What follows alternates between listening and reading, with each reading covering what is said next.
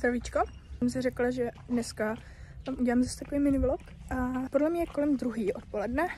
Já jsem dopoledne nešla do školy, protože budujeme lepší povrchy tam, kde mají koně výběhy, aby nemuseli stát v bahně. Když jsme byli pro takový ty rohože, co se dávají pod koně a momentálně se u nás bagruje a tak. Budeme používat na zpevnění jakoby schodů v Pražce.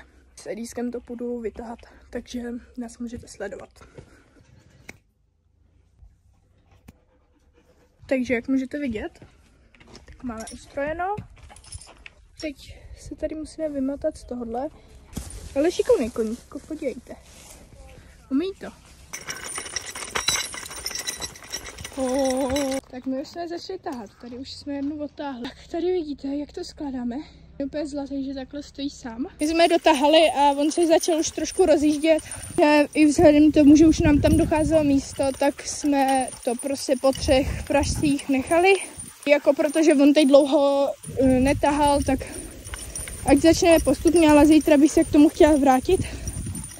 Ale každopádně, aby se trošku uklidnil, tak jsem ho teď vzala ještě, jenom že si to tady obejdem, ať prostě to zakončíme správně.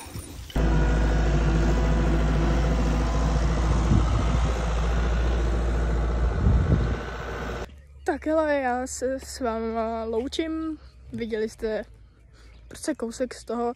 Já jsem radši moc nechtěla držet mobil v ruce, aby se něco nestalo, chápete? Protože když s tím koněm taháte ještě v takhle blbým prostoru, tak se může stát cokoliv a je prostě lepší se soustředit, než aby se ten kůň zranil. Já moc děkuju, že jste sledovali a mějte se hezky. Pa, pa.